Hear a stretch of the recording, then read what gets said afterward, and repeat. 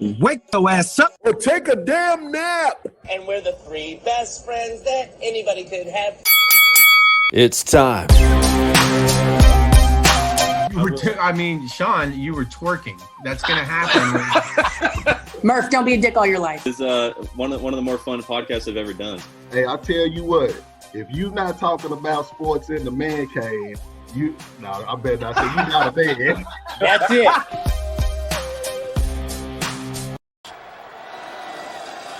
Smith. There's the safety. There's the safety with 19 seconds to go. Aaron Harris takes Troy Smith down in the end zone. And here we are, the Aaron Harris in the flesh, inside the man cave. Aaron, I've got to admit to you, when I put that little piece together, that's the one play. You made several during your Longhorn career, but I cannot believe that's almost been 16 years ago, and you still got the guns from 2005. Thank you for showing that. You know what's funny about that? They didn't give me credit for that. What? Why? What happened? What's the explanation behind that? Not receiving credit on a delayed blitz sack. I think it wasn't called. Well, it wasn't called. That was just off of just me, just being icy, and I don't know. I just think they was hating on me back in the day, man. They didn't give me a lot of love, like you can't. It's weird, man. I don't know if you know, but like love can't be distributed evenly now.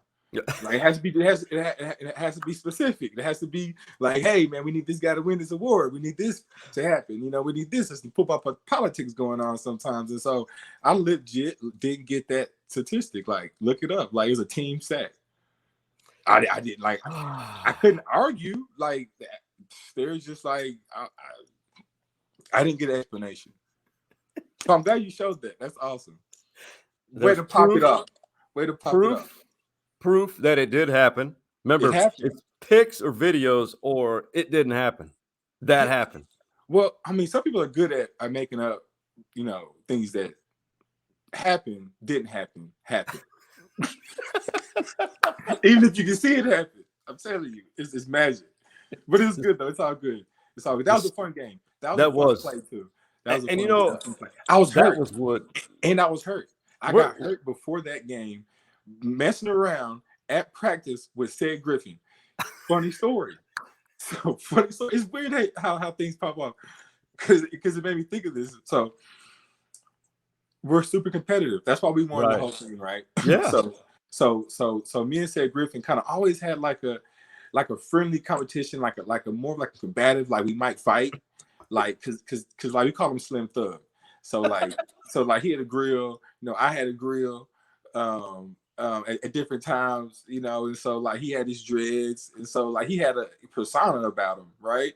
He was Slim Thug, yeah. And so, said I was Deucey, and so so we're stretching, so we're sitting there, before practice, on like the Tuesday before practice of the Ohio State week, and he's like, I can stretch better than you. And he probably can. He's a DB. He's faster than me. I mean, come on. Like, I'm just like, no, you can't. Right? So we start stretch battling. I freaking stretch, like open my legs, stretch my legs, and just touch my toes, like going too far than normal, and like just trying to outdo him. I freaking hear like a pop in my hamstring, but high, like real high, like by my glutes, right? God. I was like, oh no. So I went through practice, and I was like, okay, like I can practice, but I'm not 100%. And so I was about probably 90, 85%, from that point on the rest of the season. But yeah, like I was hurt that game, and then they're on. Just I was playing around, just mess around, being kids, just being kids, having fun. Exactly. But I kept going though, right? Hey. I didn't tell anybody. That was the key. I couldn't tell anybody how I would have got hurt. Like they were like, "How'd you do it?" I'm like, "I can't do it." That's the best part. I couldn't tell nobody because they would have not allowed you to play. Yeah, they wouldn't have. Well, the crazy part about it is is you got to learn how to play hurt. Right. Like Coach Chiswick was one of the main ones that taught me that, because I always had a ankle injury problem, just nagging ankle injury. Ever since high school, and but I would always sit out practice, just like be like the prima donna, like I can't practice, and just not try to fight through it. And in my senior year, he's like, "You got to practice hurt." I was like, "What?" He's like, "Yeah, you got to learn how to play and practice hurt." I was like, "Really?" So I'm out there hobbling around, and so that taught me, to, be a professional, more like a professional, right, and take it. So just some lessons that some high school kids probably, or some young kids, don't even think about, won't ever, see. It's sage advice, Aaron. And for those who are not watching the video feed or maybe listening to the audio version of this, we open with the video of what I like to call what won the Ohio State game in 2005. Aaron Harris, number 2, inside linebacker, delayed blitz, and perfectly timed. I don't know if he saw you or not. But no, he didn't. He bounced. It was like he bounced, and I just knew to take off on that angle. It was brilliant. Safety. They had to punt to you guys, and that's what set off what I thought was the defining moment of the regular season. And you guys just ran through that entire season undefeated and played, USC in the Rose Bowl, and that's the rest of the story. And Aaron Harris, episode 109 with you, the former Texas Longhorn linebacking great. This is sponsored by Jim Saxton State Farm Insurance Agency, Westlake OG, Longhorn Legacy for all your insurance needs. Go to saxtoninsurance.com. He will take care of you, and he does it in a way that's very much like Aaron Harris, very personable and pays attention to detail. I think that sums up the Aaron Harris. And where do we begin with your story? Longhorn greatness. You played pro in Europe, and then you kind of took the route that I've taken post-media, pharmaceuticals and surgical device sales. But I think your biggest and best titles, husband and girl dad. Absolutely. For real. Thanks for that. Thanks for the introduction, because that's what I feel the most proud about. In my whole life is my soon-to-be 14-year marriage this summer. Wow! Congratulations. Thank you. No one thought it would last. So you know what I'm saying? So, which is funny because my wife and I were just like, you know what? We're just too stubborn to and love each other too damn much. And so that's the recipe for success in a marriage. I'll be honest with you, is a little bit of stubbornness and a lot of love and hard work and a little bit of empathy. You know what I mean? And so that's why I learned a lot from being married. It's empathy. Yeah. It's really caring about other people, and my wife really helped me with that. And my kids helped me with being patient. So that's two things, that I'm really glad that I've accepted in my new roles in life, and that have really enhanced my lifestyle and just my person, just everyday living happiness. So thanks for the introduction, man. That's what really makes me happy, is being a dad and a husband. Absolutely, and it's well deserved, because I've kind of observed the one beauty of social media is we can enjoy and experience people that we care about, or people that we gravitate to from afar, and see all the great family moments. You can say love. You can say love. You can say love. You can say we love and like. Don't be afraid to say that 4-letter word. For real. Express man. it. Dudes can say they love each other, man. Like that's me and my exactly boys. Right. We do. Man. We express that gratitude of feeling of energy transfer, and expanding it past the normal realms of society and what they make it okay for masculinity to say what love means to us. I think that's profound and deep in every sense, but not deep in a way that it's not attainable. Yeah. I've become the last 10 or 15 years probably the biggest hugger, the man Oh hug, the man. bro hug, Yeah. because life is too short. Yeah. Enjoy these people, and For real. that's who you are. You too. We vibed. So that's why, that's what I like about, the world. Like they're everybody's different, but it's not about like shades of Right. of color. It's about like heartedness and about like mindset and about those. So that's the energy that in the vibes and the love and all the good feelings that I feel and look for. With the people that I don't even have to look for it. Like we just said hi to each other, right? We're just like, hey, just so that's what happens. So those are all great points that a lot of people can benefit from. You mentioned your growth as a Longhorn, as a person, from when you take all those experiences of being a national champion, the hard work that goes into it. You mentioned the kids that you got to learn to play hurt if you're going to play this great game. And at some point you will have to. Absolutely. And then being vulnerable, open, expressing love, etc. How do you tie that all together and bundle it up to give sage advice to those who are willing to listen? I mean, genuine. You come at it situation where you have everybody's best interest at heart, but also just knowing who you are, within yourself. Yeah. And everybody's gonna want something, so know what you want. Yeah.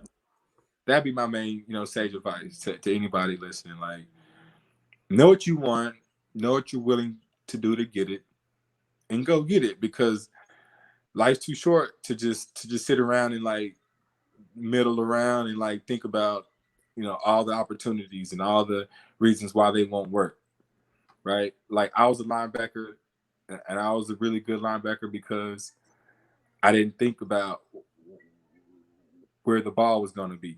Yeah. Right. I didn't. You'll waste time getting there. Right. Some sage advice my friend gave me, as Paz said, I was doing that. I was like talking to him like, man, I have all these ideas. I want to do this and I want to do that. He's like, Aaron, I'll never forget. He was like, hey, Harris, he called me Aaron. He was like, hey, Harris. He was like, stop standing in the backfield. He was like, pick a hole and go. He's like, pick a hole and go. So that's the advice that I'll give to everybody, because is for my friend said to keep his name, fresh, because the what I learned from him is a lot of the strength that I go through, and understand through myself now. He was a misunderstood individual in a lot of sense, because he was just, a lot of pain. And like I realized that's a lot of my fight is not dealing with pain. And so he dealt with it in a very productive way. He was gonna run you over if you got in his way. He was gonna be offensive. He was gonna make the first move. He was gonna be legendary and great. And like it, and so when I think about that, right, and I think about the way he passed and like legit like walked through fire and like had that moment and like right, and like me and him had an interesting like beginning to become friends. And so coming all through from being a freshman and being in high school, watching him play baseball in Dallas, like he was a pro before he was a college kid, so just and then knowing that he went through all this pain, and he does great things, but he was he was going through pain. it kind of ties back to like having the friendships and relationships with people, like knowing like, man, you don't know what people's going through, even successful, famous people, even people 100%. that think are top of the world. They just want somebody to be friends with. That's why me and him became so close. He just wants somebody to be 100, be friends with him, and not just tell him yes all the time, and just be honest with them. And so like that's the genuineness. That's my reason of saying it. That's the genuineness of the sage advice. Just like pick a hole, pick a lifestyle, and like not everybody agreed with his lifestyle, like how like direct and like blunt, but like everybody respected it, right? Everybody wanted to be like that. Everybody wanted, and like if they really think about it, well, I wish I could say that stuff. I wish I, could, be that, confident, in life. I know people do, because now when he's not here, they say those things, they act like that. And so that's my advice. People are gonna say stuff no matter what. Pick a hole for who you want to be confident in that, right? Because that's all that matters.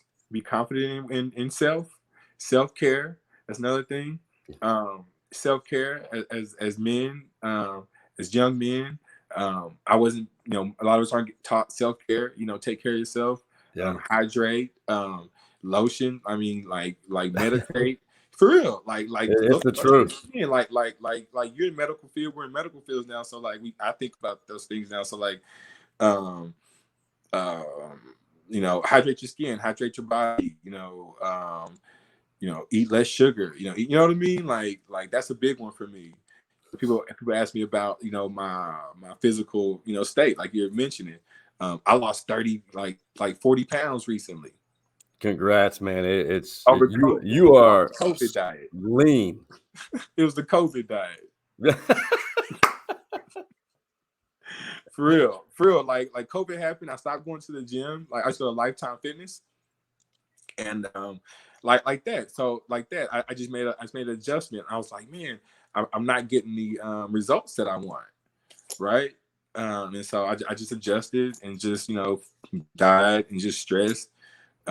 Diet, stress, and just exercise, and it really was just walking and just kind of stretching. Do you stretch? Do you do yoga? Yeah, I do Bikram yoga, but I have to admit to you, and when I what is that, the hot one? Yeah, it's the hot. It's 100 and up to 106 degrees and about 80% humidity. That's the one. Have you hold on? Is that the guy, Bikram? Is that a guy? Yeah, that's a hint. Now I don't support him. I was gonna say, man. I'm like, hey, just so we know, I don't agree with anything on the podcast that he agrees with Bikram. I am anti Mr. Bikram. Hey, I'm not affiliated with him in any way. No, I'm kidding. But I did hear something. I was like, I think, yeah, it's like a Netflix series or something about that. You everything that you heard or saw is, from what I gather, very accurate about that lunatic. Yeah. Okay. Thank you. Yeah, okay. Yeah, we get that. Okay. But yeah, yoga. So you do hot yoga. Yeah. It's okay. I'm gonna hear it today. I haven't been in 4 weeks. Okay. How? Okay. So is hot yoga way better, or what's the benefits over regular? I like regular, just stretch with my girls. Like my daughter actually like she's really flexible and like really good at all the positions. My 9-year-old. And so she leads us in some yoga sessions at home. No, that's beautiful. I love that. You guys are taking an interest in learning it together as a family unit. Bikram, to me, now I'm open to, I think there's hundreds of different types of yoga. I think I don't know. Open me up. There's so many options. Yeah, I think anytime, like what you mentioned to what you said about exercising your mind, because I think with COVID and the way society is, we get so caught up that we don't, like you said, self-love. We forget about us. Mm-hmm. And the mental piece is so important. When you meditate and you reach that Zen with yoga or however you do it, but I just know through this yoga that I do, Bikram yoga, not only are you becoming leaner, but when you breathe and you focus on a point, Mm-hmm. it's deeper than the meaning of Zen. It's just like everything that stressed me, that is stressing me at that moment, is gone. 100%. Wow. And I'm trying to become more lean and limber like the Aaron Harris. No. It's just the current stage, that space that I'm holding. Yeah. I'm forever changing, and hopefully I'm just, getting better and just stacking the good on today that I did yesterday. Work out with my girls later again, do some push-ups and do some squats with my girls, and get outside and do some basketball skills and do some agility, do some balance and coordination. I'm just trying to build them up, and as I do that, I just kind of go along with them, right? And so I just, just try to keep my body limber, and and that's really what I wanted the whole time. Like, I really didn't, want to be broken, so I couldn't play with my girls, my kids, like so much. And I still am, like my knee, my ankle, my hip, my shoulder, my back, stuff hurts, but not as much as I was played 10 years in the league. So that's a good thing, right? I only played. No, that's a great thing. So I'll take that. Yeah. It breeds all kinds of stories, but like you said, staying active. Yeah, I got some stories. I don't know if it's for this man cave. I think. There is no censorship in this man cave for sure. I guess would that be a good cue to your man cave story, the Jim Saxton State Farm Insurance man cave story. And it could be a part A and B if you'd like.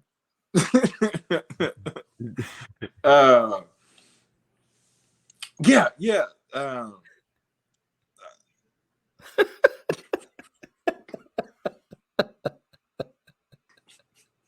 Now, if I need to bleep anything out, I can. The beauty of this is that we're not live. That's the beauty of it. Okay, that is the beauty of this. Let me think. Yeah. Still, like. There's so many. Yeah. There's so many. There's so many. God. I can't wait. So we're at the first Rose Bowl. Yeah. And this is a good one because my buddy called him Caveman. That's my buddy's nickname, Caveman. I'll leave it at that. I'll use nicknames. So me, AKA. Yeah, AKA Caveman. Right. And so we're at the first Rose Bowl, and we go to it's like a outdoor mall or something. Yeah. And we have curfew, obviously, at like 11 or 10 or 11 or something. And earlier that day, we go, whatever reason, I went to the mall all the time. I guess I had a lot of money. I don't know. So I go to the Crenshaw Mall before this outdoor mall. So I go to Crenshaw Mall first, and I see Suge Knight at the mall. Wow. And I'm a huge Death Row fan. I'm a Pac, I love Pac. I love Death Row. And I'm like, that's Suge Knight. I'm like, I know what Suge Knight looks like. And so I'm like, I'm going to say what's up. Yep. Why not? Right? Why not? I'm famous. He's famous. I'm just like, whatever. What's up? So I'm with I'm with like Ryan Palmer and some other younger guys. And I'm like, I'm going to say what's up. So I go and they stay back. And so, I mean, he's huge. Like they say, he's like 6'8". Like, he's a big dude. Wearing all red. With all his boys, they're wearing all red. He's wearing his chains. And like, I just walk up to him. I just walk up to him with his boys. I'm like, what's up, Suge? Dap it up. He's like, what's up? He's like, what's up? I'm like, I'm Aaron. From UT. I play football. He's like, oh, what's up, youngster? And he starts cheating. He likes it. He likes my confidence. I just come up to him and he's like, hey man, you want to come kick it with us tonight? And I was like, yeah. Wow. And my boy and like Brian Palmer was like, I looked back, he was like No. He's like, no. Curfew. He's like, no, we're gonna die. So I'm like, nah, man, that's something I want to do. And so we exchange numbers and stuff. And so we leave. And so I drop them off, and then me and K-Man, we go back to another mall. And so like he's more my age, like he's more like, trying to get out, trying to do some stuff. And so we go to this mall. So we go first, we go buy some stuff, and we meet these people. Hey, let's go to Tijuana. And so let's go across the border for some cultural exchange. Let's go to Tijuana. And they had like Coach Brown, he had sit me down, and he had said to my buddy, he's like, hey guys, do not go to Tijuana. Oh my God. And so that's part A. That's part A. That was good. Now, when you went to Tijuana, was that when you guys were in the Holiday Bowl or no? That's the first Rose Bowl. Oh, that's a long drive. Yeah, that's the first Rose Bowl.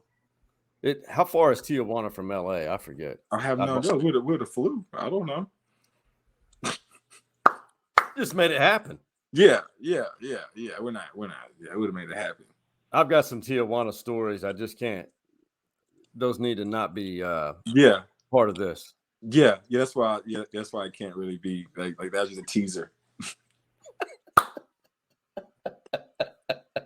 Hey, it's similar to Matamoros on the other side of Brownsville, but it's not. Yeah. Yeah. So I didn't go. We didn't go. No, what? It was the Holiday Bowl. You're right. It was the Holiday Bowl. That it was the Rose Bowl. It was that. It was the Holiday Bowl. Because I know it's right across from San Diego. There you go. That's why it was such a. That's why I said don't go, because San Diego on the Holiday Bowl. You're right, man. It all. It's all coming back to you. Yeah, that was something else.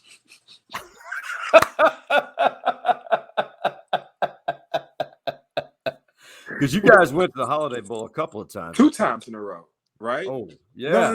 No.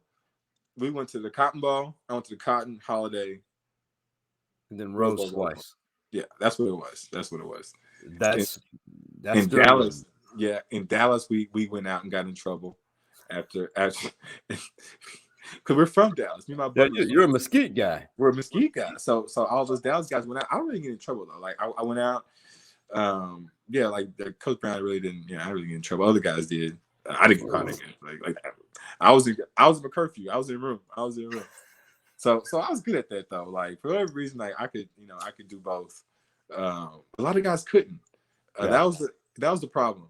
And that's the slippery road you kind of walk on and skate that I don't do it no more. That's the thing. But it's stressful. Yeah. It's stressful. You learn that. You learn that. That's too stressful a lifestyle for me. But right, that's immature. That's the immaturity. Like, right, you like that's fun. But there are people our age, shockingly, are still living that lifestyle. How? I don't understand it. Like how? Like I mean, one, I can't stay out that late. Let's get in bed by 10. What? I mean, I'm up at 4 or 5. I'm up. I can't stay in bed. I'm like, what am I gonna do? Let's go. I'm ready. Let's get that meditation and that hydration started at 4:30 in the morning. It's real. Take a shower, get lotioned up, start meditating. You got to lotion the whole body though, head to toe. It starts right here. Everything it does. It does. You know what I mean? Hey, these are our money makers. They don't know. They think the hair is it, but it's not. No, follicles are overrated. Way overrated. You can buy those. You can stick them on. You can paint them on. Oh, no. It's the confidence. It shows confidence. My brother, we're gonna take actually, you know what we need to do? We're gonna reveal our new sponsor. I gotta show you this. Guy that jumped on board, as you know, real estate is huge. It's a industry that I don't think is going to experience any slippage anytime soon. But from Aaron Harris and myself, we're gonna onboard reveal our new sponsor right now.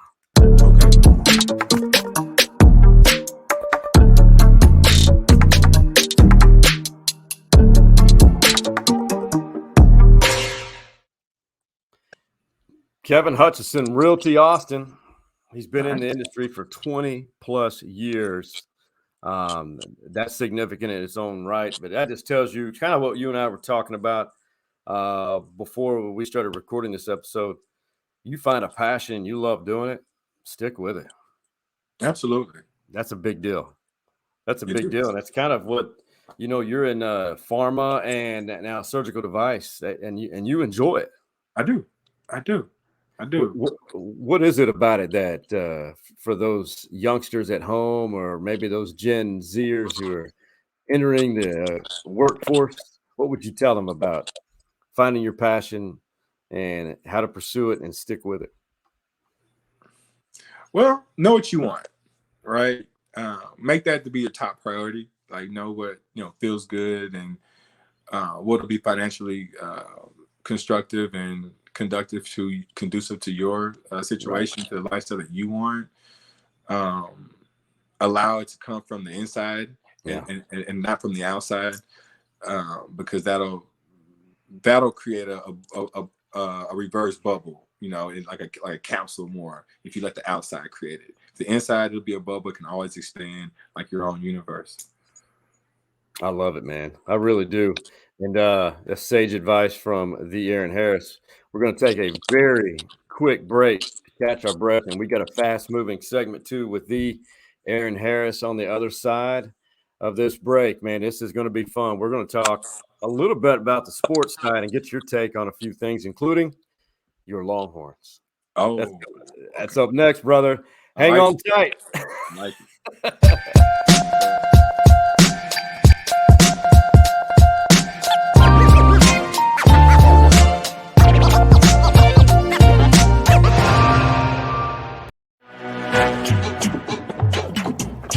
For all of your insurance needs, look no further than our primary sponsor, Jim Saxton State Farm Insurance Agency. The ATX OG has been insuring Austin for over 3 decades. And get this, Jim Saxton is a Longhorn legacy. He is the son of the late, great James Saxton, who was a Heisman finalist. Be sure to give him a call, or better yet, visit his website, saxtoninsurance.com, and tell him that the stories inside the Man Cave Boys recommended you.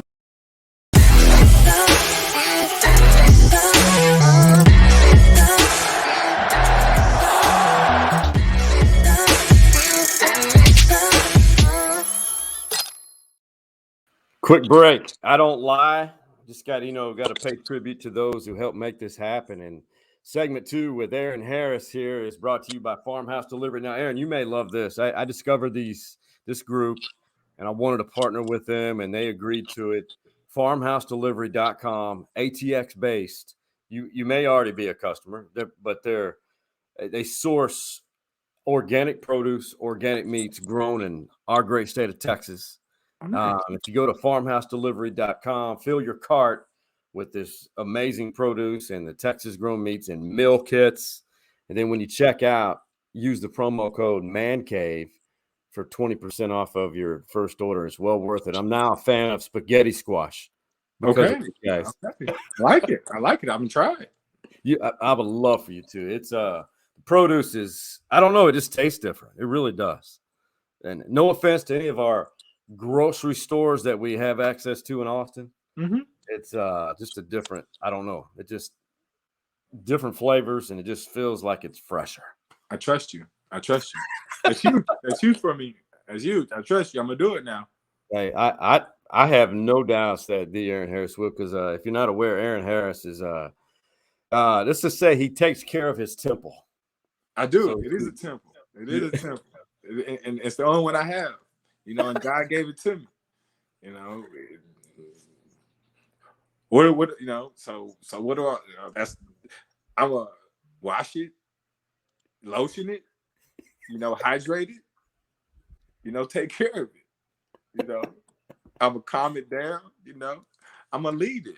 Yeah, to the places and to the people that it's gonna take care of it also. Yeah. Right? So we can take care of it together. It's in unison. It's teamwork. It is. It is true teamwork, and if we get one chance at this, and we have one chance to maintenance like a car. You gotta change the oil. Yeah, you do. You do. You gotta take care of them tires. You gotta make sure them feet look good too. That's what I'm talking. Yes. Hey, come on. My men's out there, take care of your toes and your feet, man. Don't let them looking like old bus seats and tires and stuff, man. Don't do that, man. Old bus seats. Don't do that. Crusty and cracking, different colors. Stop. Don't do that. You seen them. Man, you and I, oh my God, the old bus seats from the inner city bus. I remember those like yesterday. They don't know. They don't get it. They don't get it. 30-minute graveyard right now. They in the bus graveyards. Go look at them in there. Yes. No AC, no heat. Oh, no seatbelts. You just rolling around. Just jumping, Just jumping. No shocks. Nothing. No power steering. Oh my God. There's nothing. No Drunk driver. Extravagant. Oh my God.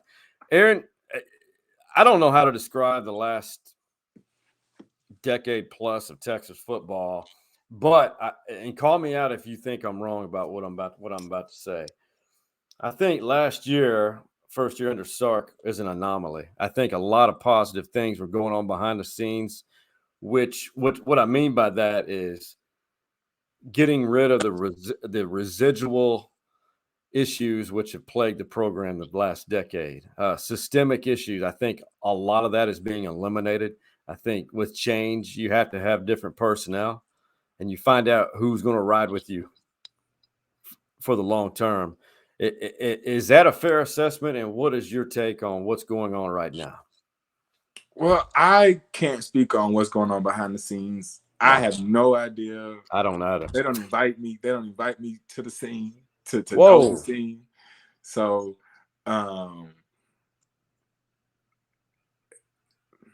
never met Sark. I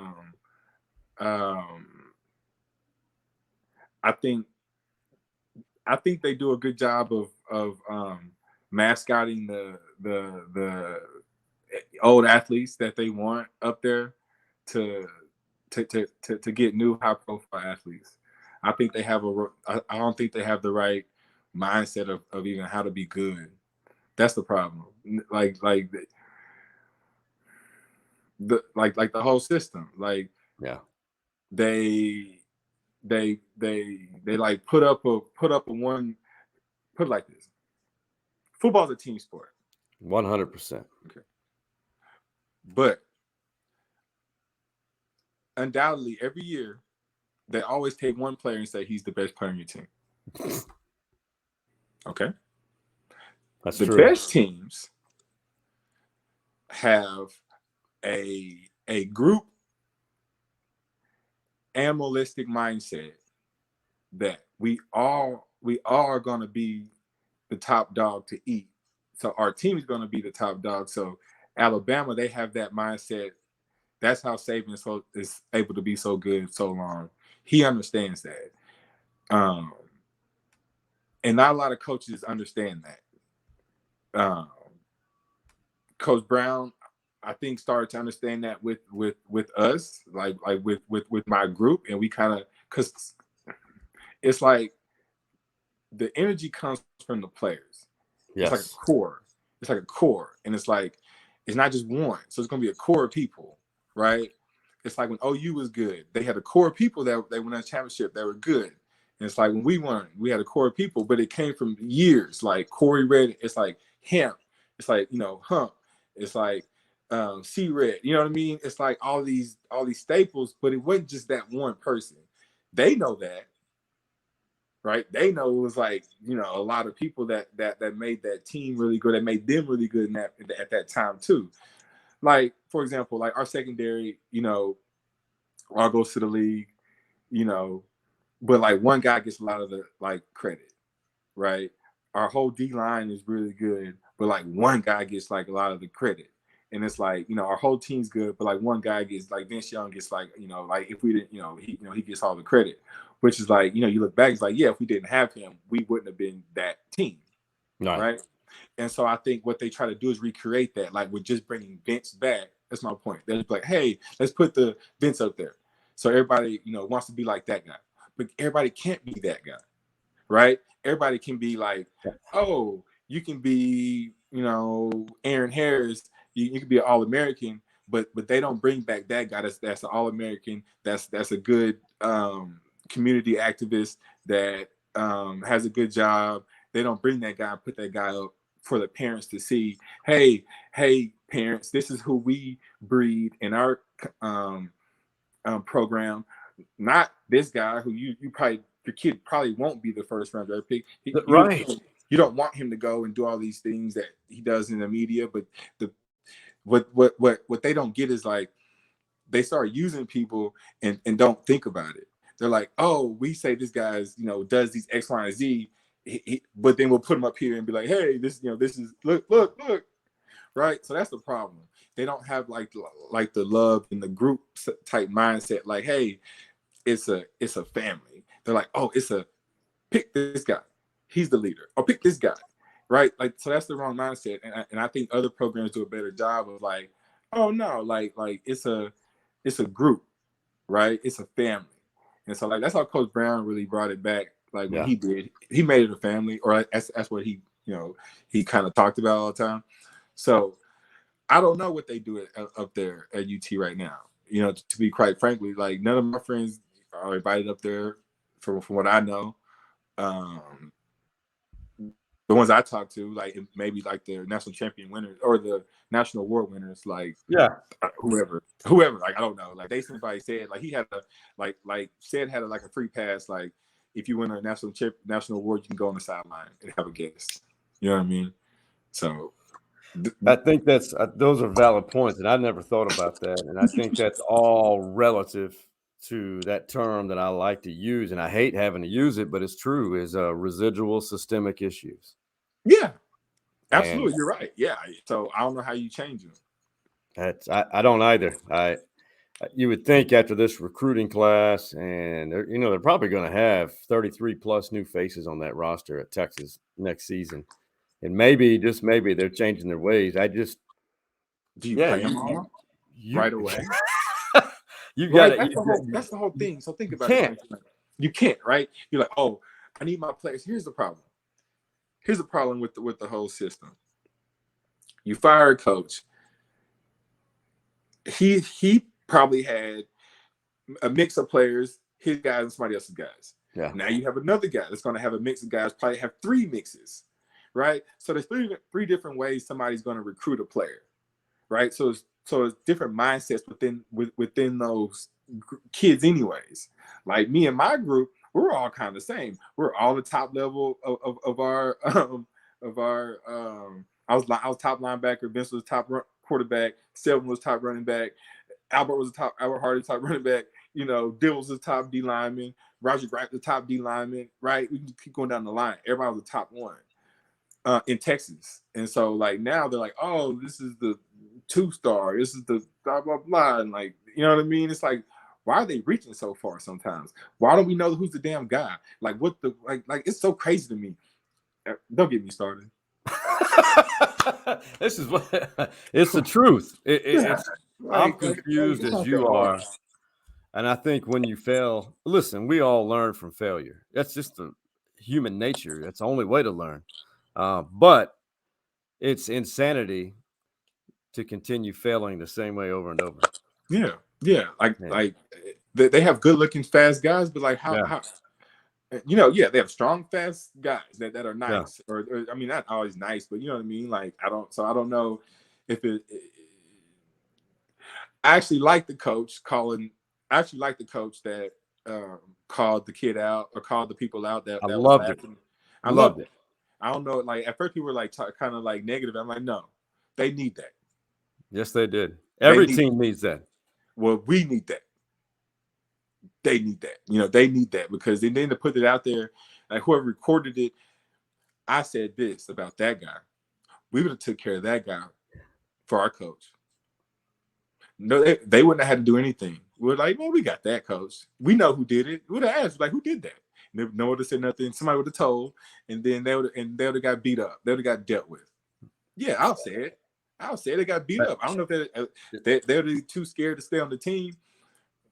That happened. People got beat up and got off the team. I mean, we had a storm. 100. We had a storm. And if you had a problem, go to the storm and you fight it out. And if you couldn't deal with it, you got off the team. That's why we were good. We just dealt with our problems in-house. We didn't have to go out to the coaches. We didn't have to go to the media. Nothing. We just dealt with it in-house. And so it was like a mob mentality, you know, like a mafia mentality. Like you know, like we love each other. And so we're not gonna let the weak one take us down. It's I have a hard time. I'm not saying certain people are weak-minded, but it's when you deceive your teammates or your family. That just tells me that there's not good leadership, player-driven leadership. There you go. That's what it you is. would execute that plan and hold that phone up. That's what it is. That's what it is. Because like we had fights on the buses. That's what I'm saying. Like we had like arguments on the buses. Like we had like, you know what I mean? Like things wouldn't just be okay. Like they had to stop us from getting into it. Like, cause we were just so, you know, like geared a certain way, right? And so it was more like we were all gonna be, like I said, we're all gonna be up here, and we're gonna knock each other down. We're just gonna keep going up, right? Yeah. It was like, no, I'm not gonna go down to you, Aaron Harris, or Cedric Benson, or whoever you are, Vince, or you know, like we all had our things. Just our little battle, like me, like me said, like in practice one day, I hit him kind of hard, and he was like, "Hey, I'm gonna try to go to the league," and I'm like, "You'll run me over if I don't, you know, protect myself," you know. Right. So you had to just learn those. You had to just learn those things. So I don't know if they're competitive like that in practice, like you know, try to embarrass each other. That's really what it is. That's what they have to try to embarrass each other, try to get better in practice. You know, like. That's what that's the Alabama team. You know, kind of they do it. Yeah, like they try to go really hard in practice, and that's the way it should be. Now, you mentioned OU earlier. You guys, honestly, during your era, OU and Texas were on top of the world. I mean, they own talent. They own this though. Oh my God! And they own the Big 12. You know, Bob Stoops stepped down. Lincoln Riley comes in, and then Lincoln bounced the way he did.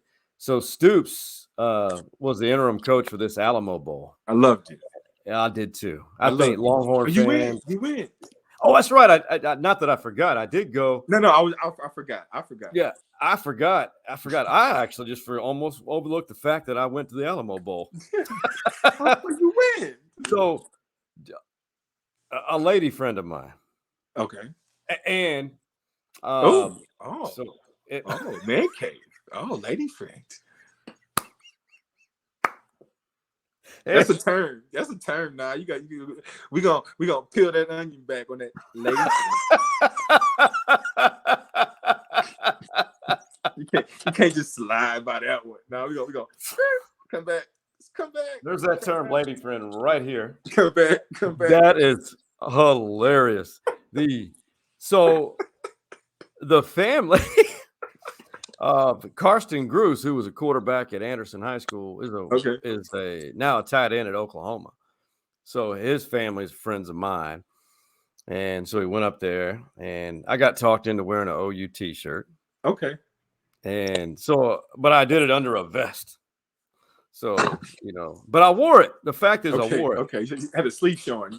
Yeah. You had the crimson sleeve showing. Yeah. And yeah, exactly. The crimson was poking out, making an appearance. Yeah. But do you remember in 2006 when Malcolm Kelly, the receiver, did that rap in the locker room after they won the Big 12 championship? Yes. Oh, so this is hilarious. So it's a big deal. We're gonna play that little part of Malcolm. Okay. And then Stoops kind of mimics the tail end of it in his last No way. post-game locker room speech. No way. Oh, I wish I'd have seen it. Okay. Here we go. You're gonna love this. Okay. So okay. Go. Let me sit sideways in the big Benz. Oh, you boys, they my brothers, they my friends. Holla at Coach Sumlin. Holla at the Stoops. Go Sooner boys, my brothers, they my friends.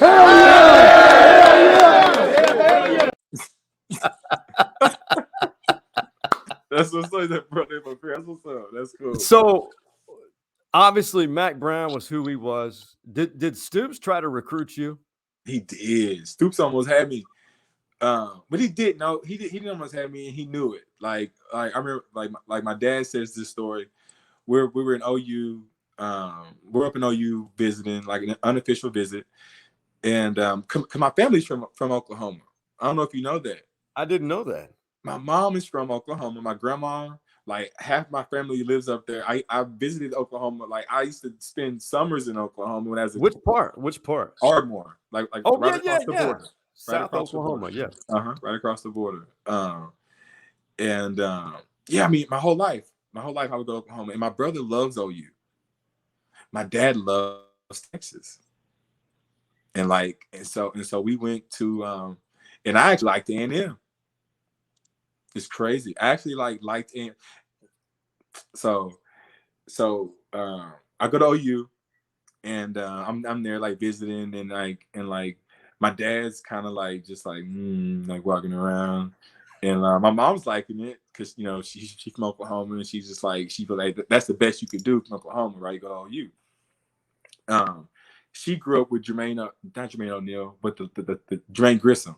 Grisham, yeah. Grew up with his mom. They grew up together, went to high school together.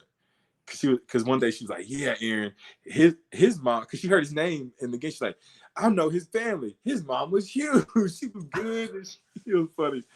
And so we were there, and I remember Coach Venables because he recruited me. That was my guy. Great guy. That's my guy. I'm so proud. I'm so happy for him. That's my guy. I have a cool story about him, but he recruited me, and he really wanted me, and but he was like, Aaron, like he was like, I remember he talking to me. He was like really like kind of knew it. He was like, yeah, I got to have a backup plan for you, he's like basically I don't think you're coming here. Like he kind of just knew it. He kind of just felt it, and he was like, yeah, your dad wants you to go to Texas. He was just honest with me like that. And then my freshman year when I didn't play as much as I thought I should have, after the game, he came to me after the game. He was like, hey, Aaron. I was like, what's up, Coach Venables? He was like, you should be playing. I was like, I fucking know. Yeah. I was like, I know.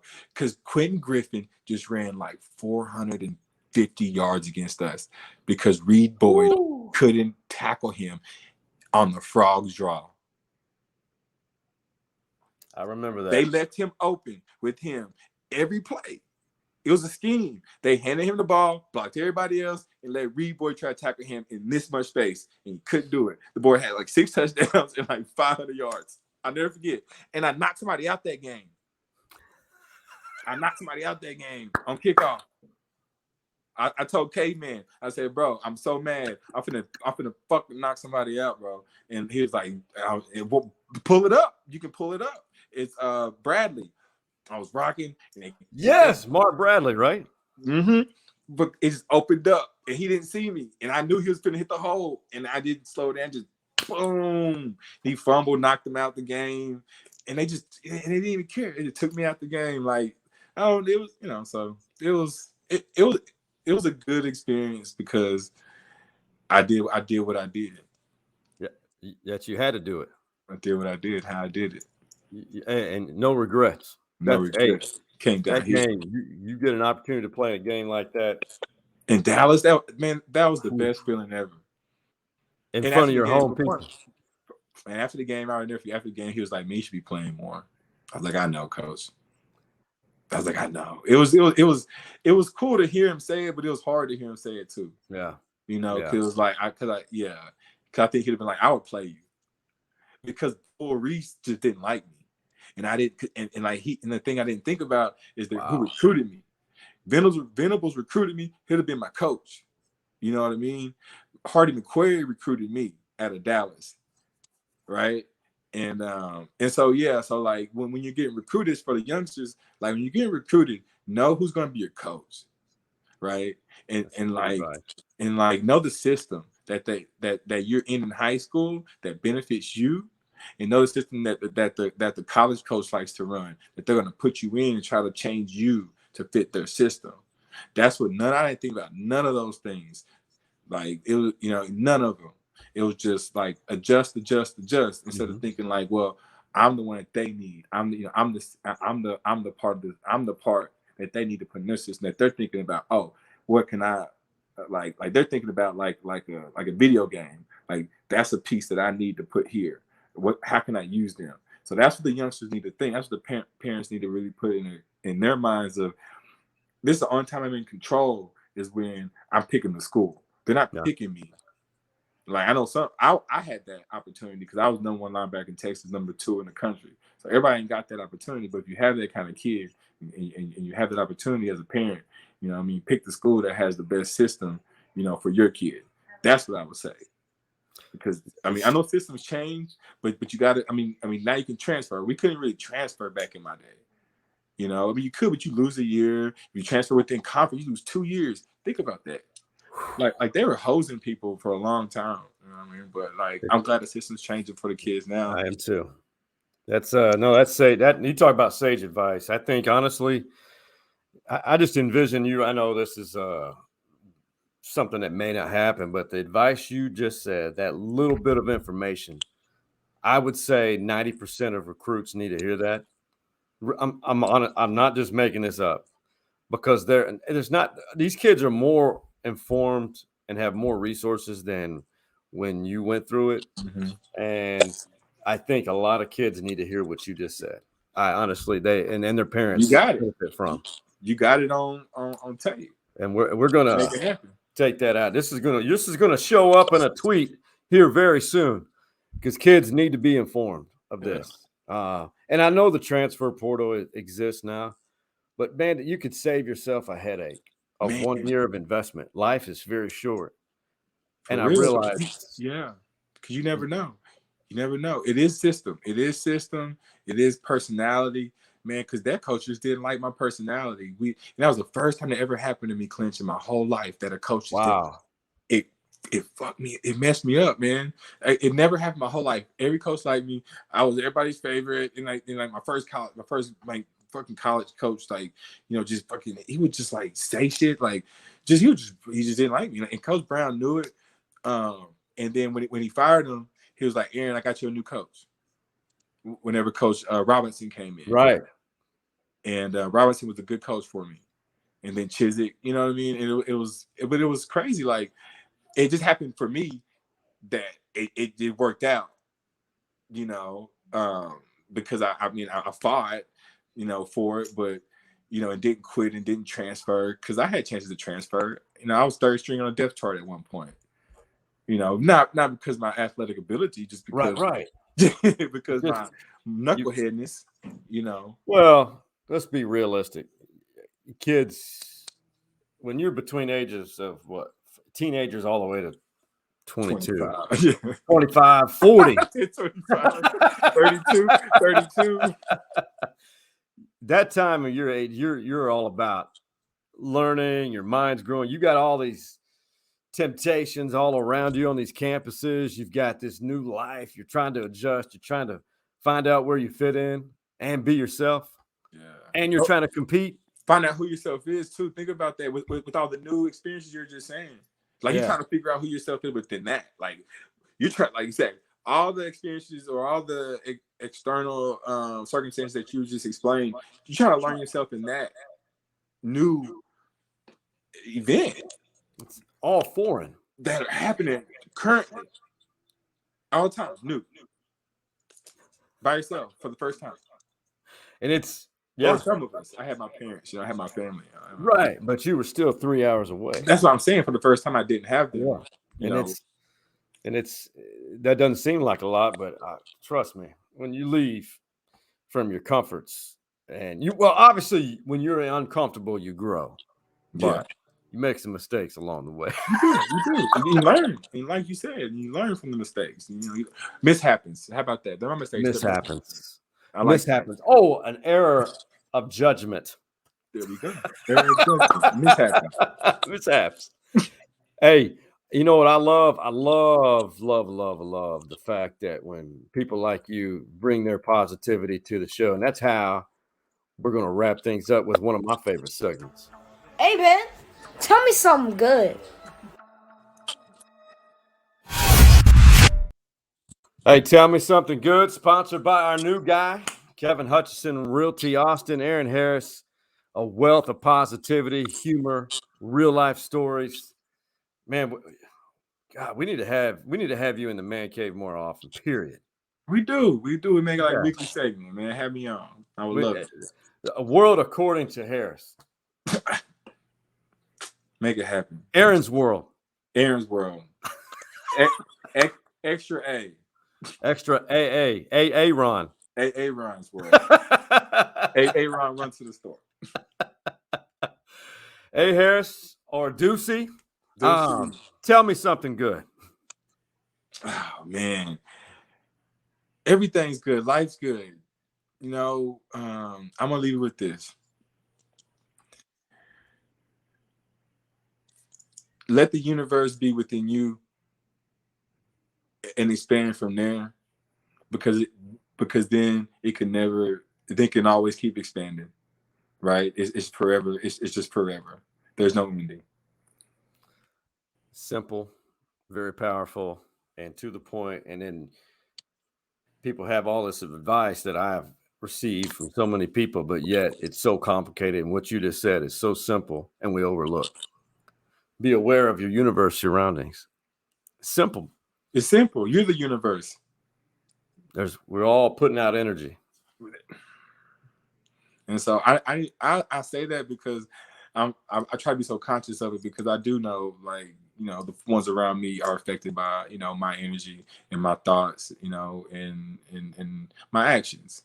And so, leaving with something good is like really, really think about what you want, really, make yourself happy. And it's really simple.